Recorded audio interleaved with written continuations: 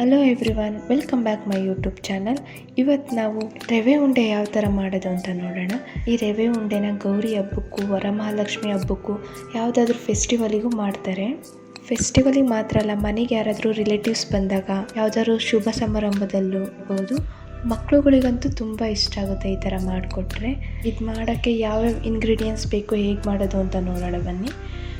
First ಇದಕ್ಕೆ ನಾನು ಒಂದು ಕೊಬ್ಬರಿ ತೊಗೊಂಡಿದ್ದೀನಿ. ಕೊಬ್ಬರಿ ಒಣಗಿರೋ ಕೊಬ್ಬರಿ ತೊಗೊಳ್ಳಿ, ಹಸಿ ಕೊಬ್ಬರಿ ತೊಗೊಂಡ್ರೆ ಕೆಂಪು ಬಂದುಬಿಡುತ್ತೆ. ಹಂಗಾಗಿ ನಾನು ಒಣಗಿರೋ ಕೊಬ್ಬರಿ ತೊಗೊಂಡಿದ್ದೀನಿ. ಫಸ್ಟು ಇದ್ರ ಮೇಲ್ಗಡೆ ಇರೋದನ್ನೆಲ್ಲ ತುರ್ಕೊಂಡು ಆಮೇಲೆ ಒಳಗಡೆದನ್ನು ನಾವು ರವೆ ಉಂಡೆಗೆ ಯೂಸ್ ಮಾಡೋದು. ಫಸ್ಟು ಸುತ್ತಲೂ ನಾವು ತುರ್ಕೊಬೇಕು.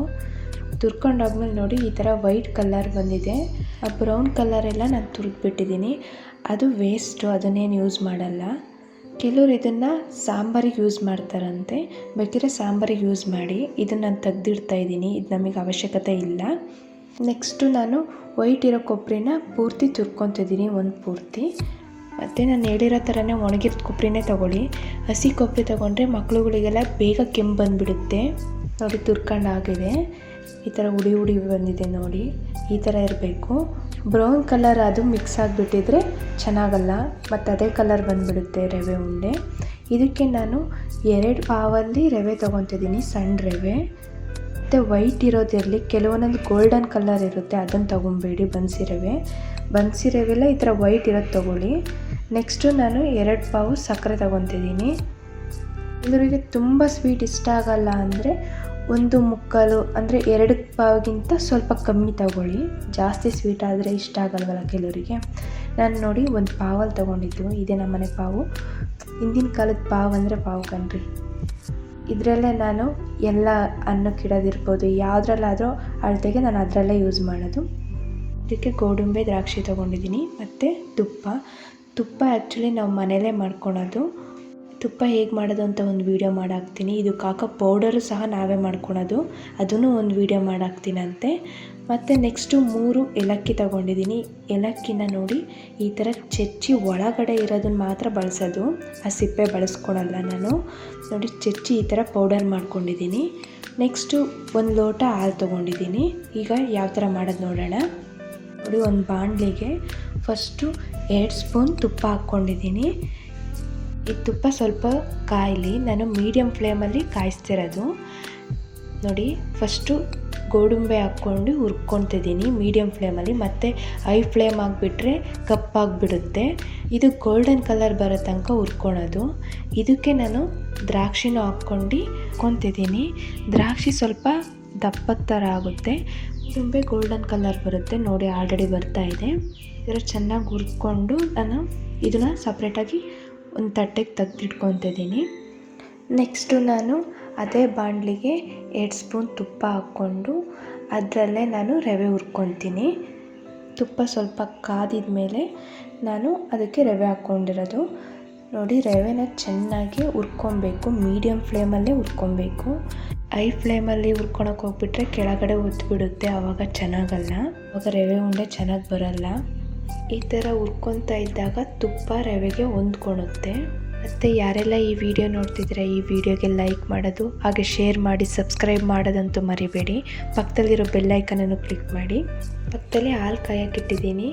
ಆಲ್ರೆಡಿ ಹಾಲು ಕಾದಿರೋದೆ, ಕೆನೆ ತೆಗೆದು ಇಟ್ಟಿದ್ದೆ ಆರಿತ್ತು, ಹಾಗಾಗಿ ನಾನು ಇನ್ನೊಂದು ಸಲ ಕಾಯಿಸ್ಕೊತಿದ್ದೀನಿ. ಇದಕ್ಕೆ ನಾನು ಸಕ್ಕರೆ ಹಾಕ್ಕೊತಿದ್ದೀನಿ. ಇದಕ್ಕೆ ನಾನು ಚೆಚ್ಕೊಂಡಿರೋ ಏಲಕ್ಕಿ ಪೌಡ್ರನ್ನು ಮಿಕ್ಸ್ ಮಾಡ್ತಾಯಿದ್ದೀನಿ.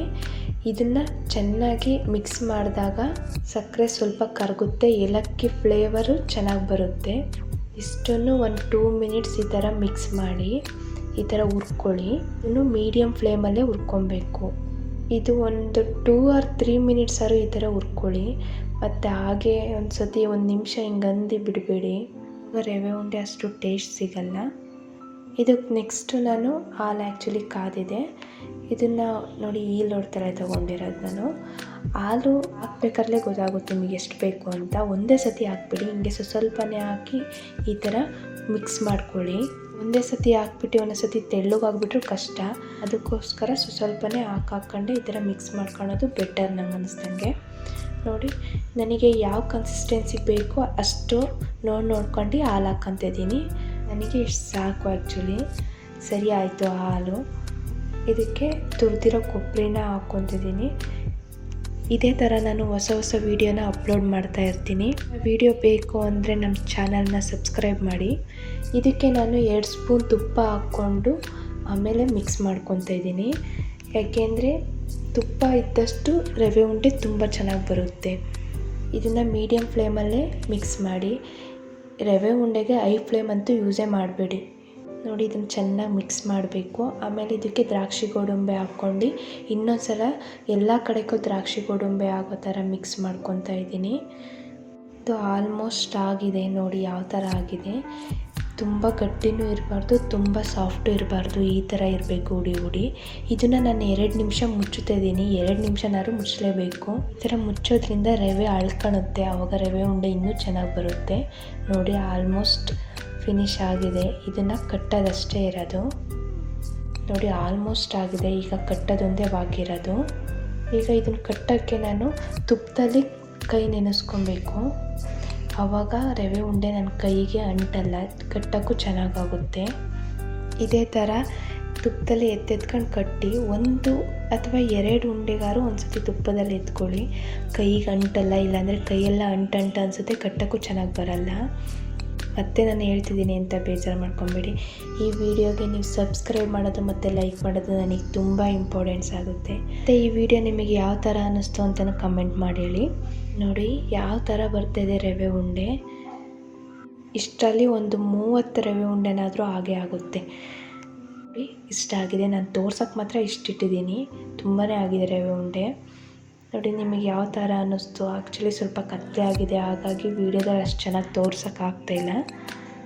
ತುಂಬ ಚೆನ್ನಾಗಿ ಬಂದಿದೆ ರವೆ ಉಂಡೆ. ನಾನು ಆ್ಯಕ್ಚುಲಿ ಟೇಸ್ಟ್ ಮಾಡಿ ನೋಡಿದೆ, ನಂಗೆ ತುಂಬ ಇಷ್ಟ ಆಯಿತು. ನೆಕ್ಸ್ಟು ಹೊಸ ವೀಡಿಯೋದಲ್ಲಿ ಸಿಗೋಣ. Bye guys.